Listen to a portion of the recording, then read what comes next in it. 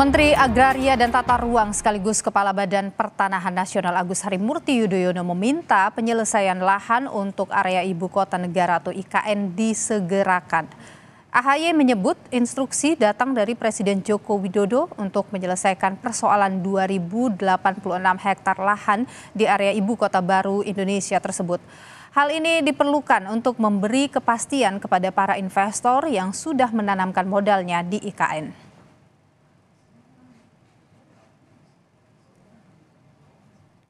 Untuk pertumbuhan ekonomi yang berkelanjutan, yang juga bisa punya dampak yang lebih luas bagi masyarakat, kita butuh investasi. Mengapa? Karena proyek-proyek pembangunan membutuhkan dana yang besar. Apalagi berbicara proyek strategis nasional. Termasuk IKN misalnya yang kita tahu perlu mendapatkan dukungan investasi yang juga capable dan reliable. Nah, APR BPN harus siap untuk menjalankan tugas-tugasnya, meyakinkan itu semua bisa terjadi dengan baik. Tentunya. Sebagai dampak dari ditetapkannya Undang-Undang IKN, maka 2 tahun setelahnya Undang-Undang tentang Ibu Kota DKI Jakarta sudah tidak berlaku lagi. Hal ini disampaikan Kepala Balik DPR Supratman Andi Aktas. Supratman bilang saat ini DPR tengah mengejar pembahasan RUU Daerah Khusus Jakarta.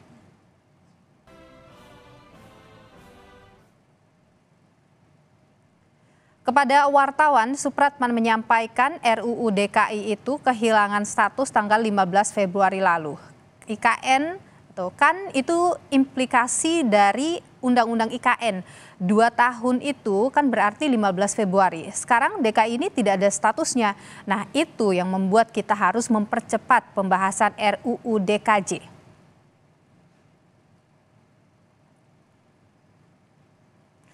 Di tengah pembahasan RUU Daerah Khusus Jakarta, anggota DPR fraksi atau DPR RI fraksi Partai Nasdem Taufik Basari menolak aturan yang menyebutkan Gubernur Khusus Jakarta ditunjuk dan diberhentikan langsung oleh Presiden.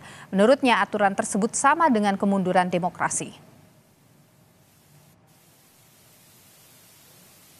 Dan tidak hanya itu, kita juga melakukan lobby-lobby kepada fraksi-fraksi lain ya untuk juga bersama-sama ya kita menolak pengangkatan gubernur oleh Presiden dan mendorong adanya pemilihan langsung gubernur di DKJ ini yang melibatkan rakyat. Termasuk juga kita mengajak masyarakat untuk bersama-sama kita kawal proses pembahasan RUU DKJ ini antara DPR dengan pemerintah. Sementara itu, Wakil Ketua DPR dari DPR RI Sufmi Dasko Ahmad menegaskan sebelum reses pemerintah dan parpol sudah sepakat kalau Gubernur DKI Jakarta dipilih lewat pilkada. Saat ini RUU Daerah Khusus Jakarta masih dalam pembahasan.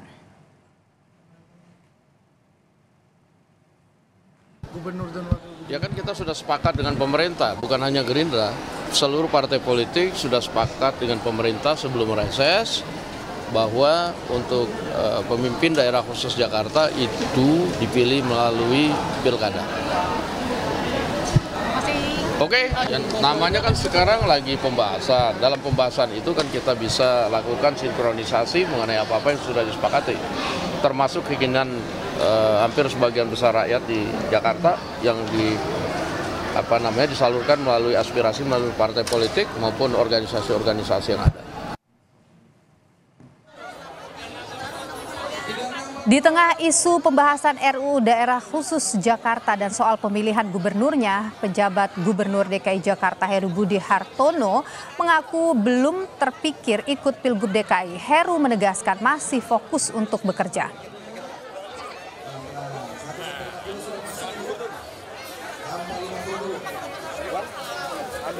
Pak, tadi didoain juga sama warga bakal jadi Gubernur DKI, gimana Pak? Belum kepikir, kerja terus aja dulu. Oke. Membahas soal status Jakarta setelah 2 tahun Undang-Undang IKN ditetapkan. Saat ini kita sudah bersama saudara dengan Wandi Tuturong, tenaga ahli utama KSP, dan juga Profesor Jo Hermansyah Johan, pakar otonomi daerah. Selamat sore Bapak-Bapak, sehat selalu. Alhamdulillah sehat ya, terima kasih Mbak. Sore. Ya, saya ingin ke Pak Wandi dulu. Pak Wandi, jadi Kepres soal status ibu kota ini akan segera terbit atau bagaimana? Ya, tentu itu nunggu dari presiden ya. Jadi kita masih melihat proses biasanya ada di Setnek, Jadi nanti kalau sudah ada pemberitahuan, tentu teman-teman di media juga akan tahu. Jadi kalau begitu bagaimana status Jakarta saat ini? Kalau berdasarkan Undang-Undang IKN nomor 3 tahun 2022 kan ada di pasal yang mengatur itu kan di pasal 4 dan di pasal 39 ayat 1 ya. Jadi kalau di pasal 4 kan dikatakan peran ibu kota negara dan peran daerah khusus ibu kota Jakarta ke ibu kota Nusantara ditetapkan dengan keputusan presiden. Yaitu menunggu Kepresnya tadi kan. Lalu yang di pasal 39 ayat 1 dikatakan kedudukan, fungsi, dan peran ibu kota negara tetap berada di provinsi daerah khusus ibu kota Jakarta sampai dengan tanggal ditetapkannya pemindahan ibu kota negara dari provinsi daerah khusus ibu kota Jakarta ke ibu kota Nusantara dengan keputusan presiden. Jadi selama bacaan saya adalah selama belum ada keputusan presiden itu maka masih di Jakarta gitu kira-kira. Jadi sekarang statusnya masih daerah khusus ibu kota DKI Jakarta, begitu ya Pak Wandi? Ya, itu tafsiran saya terhadap Undang-Undang IKN pasal 39, pasal 4 dan pasal 39. Oke, kalau dari Prof Jo bagaimana melihat status Jakarta ini sekarang? Oh iya, Jakarta masih tetap DKI, daerah khusus ibu kota ya. Mengapa? Karena di samping Kepres tadi belum terbit, yang utama sebetulnya undang-undang yang mengatur DKI menjadi DKJ belum ditetapkan oleh pemerintah bersama DPR ya. Undang-undang itu lagi digodok kan? Menggantikan Undang-Undang DKI nomor 29 tahun 2007.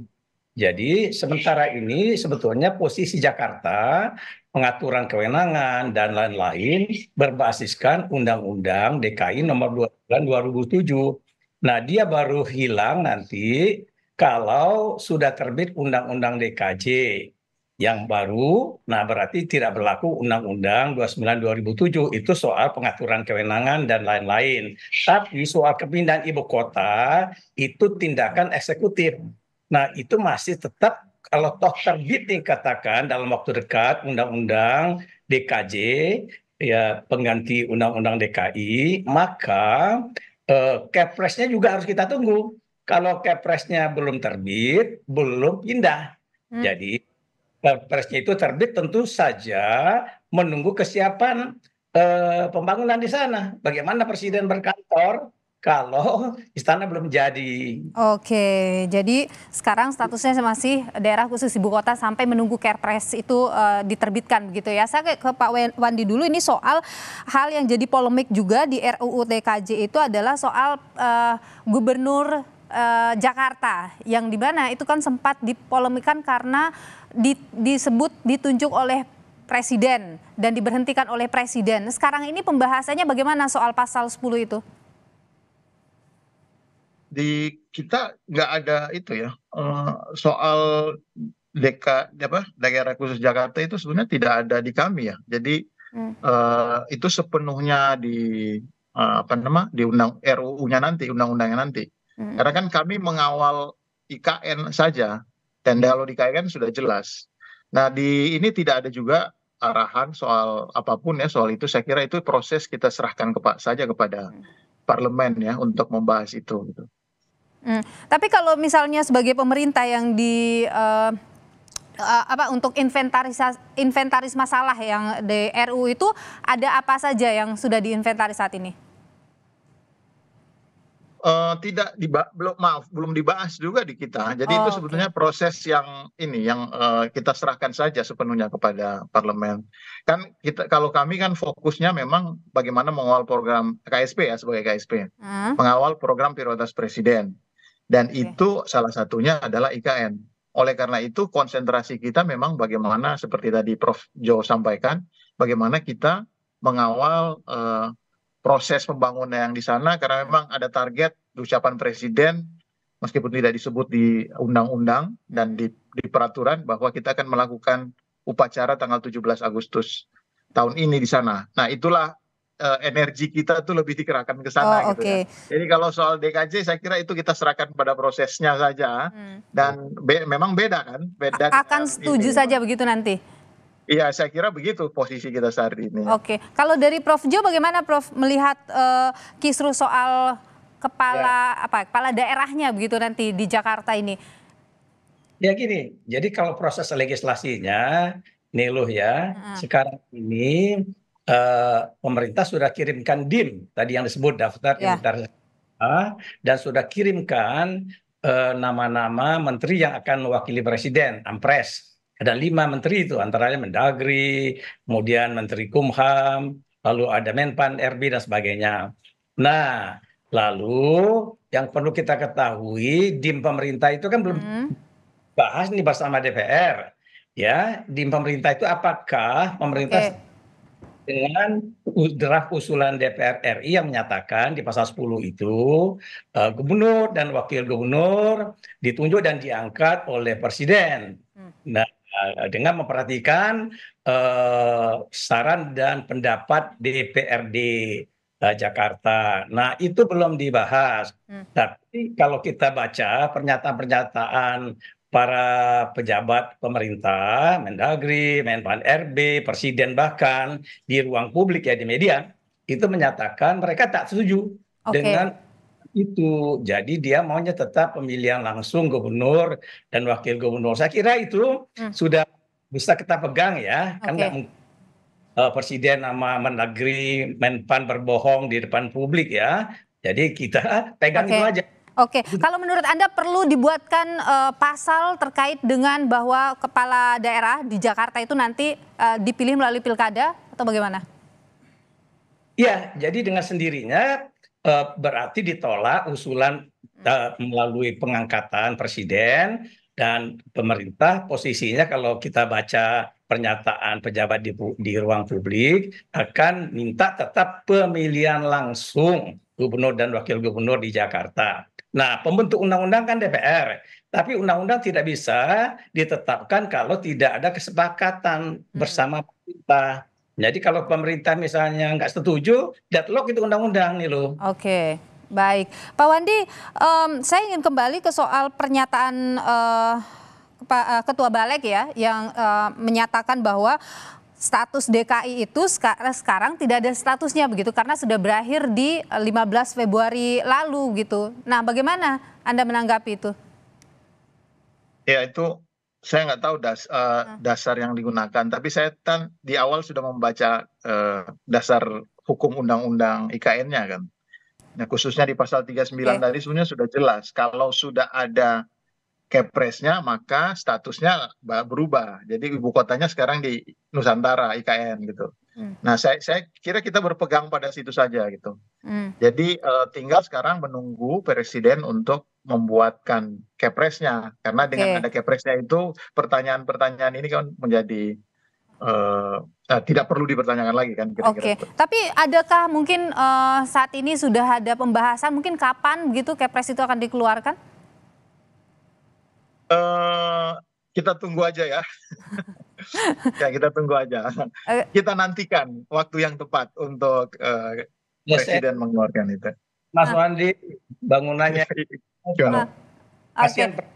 Iya, Prof? Iya, Prof. Ya, Prof. Maksud saya bangunan istana, kantor-kantor menteri, kemudian untuk tempat pegawai tinggal, betul. Nah, baru kemudian Kepres terbit. Dan saya kira sekarang sih diterbitkan ya belum bisa lah, orang belum persen ya Mas Wandi ya. Betul. Karena kan targetnya memang 2024 ya pindah ke IKN ya Pak Wandi ya. Iya, saya tuh tadinya kan ditarget, saya juga termasuk akan pindah duluan sebetulnya. Nah, tapi kita nunggu ya. Oke, berarti masih akan menunggu. Prof Jo tuh tadi. Jadi kita kalau sudah ada di sana, saya udah berkantor, nah baru kita tahu, baru pas tuh Kepresnya keluar kan, kira-kira begitu ya. Oke. Prof Jo, kalau Anda sendiri apa yang menjadi catatan penting dari Anda terkait dengan pembahasan RUU DKJ ini? Nah, yang pertama saya ingin garis bawahi bahwa mengapa tanggal tadi 15 Februari 2024 dianggap ya sudah tidak berlaku lagi DKI sebagai ibu kota, itu sebetulnya miskomunikasi di Undang-Undang IKN nomor 3 2022 yang ditetapkan tanggal 15 Februari 2022 ada pengaturan bahwa 2 tahun setelah undang-undang diterbitkan, maka harus diterbitkan atau dikeluarkan undang-undang DKJ. Oke. Nah, 15 Februarinya kan udah lewat. Dia 15 Februari 2024 kan 2 tahun tuh. Ya. Dan 2022. Nah, dikirimlah oleh pemerintah tanggal 7 Februari Ampres beserta DIM. Pemerintah nggak telat, tapi DPR-nya nggak ada di tempat, lagi reses baru kemarin tanggal 6 masuk. Nah, jadi belum bisa dibahas. Jadi demikian tetap Jakarta kalau belum ada undang-undang masih Oke, tapi Prof, apa yang jadi catatan Anda kalau misalnya ini nanti Jakarta tidak lagi jadi ibu kota, jadinya daerah khusus Jakarta saja begitu? Itu udah makin mantap itu kalau saya. Karena ibu kota itu, kekhususan ibu kota, the capital namanya, itu malah ribet ya. Pemerintah pusat Pemda jadi agak pakeuh dan rikuh. Ya, saya pernah Dirjen Oda ya, saya memantau itu. Nah, kalau dia nggak ibu kota, dia jadi apa? Kekhususan di bidang apa itu kan? Dia khususnya di bidang perekonomian dan bisnis. Plus dia akan diwujudkan jadi kota global. Plus lagi dia kawasan aglomerasi. Ini keren Jakarta, bisa selevel New York, bisa kayak. Baik Prof. Pak Wandi, jadi apakah mungkin Kepres dikeluarkan setelah ada keputusan pemilu? Yang paling masuk akal yang disampaikan Prof. Jo tadi. Jadi kesiapan di IKN-nya. Jadi kalau kita sudah institusi lembaga-lembaga yang utama untuk menjalankan pemerintahan sudah bekerja, sudah ada di sana, sudah bisa bertemu, sudah bisa rapat misalnya secara fisik. Nah, saya kira itulah salah satu pertanda awal bahwa kota baru sudah berfungsi sehingga Kepresnya bisa dikeluarkan, dengan demikian sahlah. Gambarannya kapan akan siap itu? Nah, saya itu kan diminta pindah bulan Juli ya, tapi kita lihat situasi ya. Kita lihat situasi, kami memantau terus nih, saya ngirim orang juga ke sana untuk melihat perkembangan. Saya tinggal di mana nanti, kantornya berapa lama saya jalannya, saya maunya jalan kaki atau naik sepeda lebih. Baik, kita akan tunggu Pak Wandi ya. Terima kasih Pak Wandi Tuturoong, tenaga ahli utama KSP, Profesor Johermansyah Johan, pakar otonomi daerah. Terima kasih sudah berbagi pandangan di Kompas Petang. Sehat selalu Bapak-Bapak.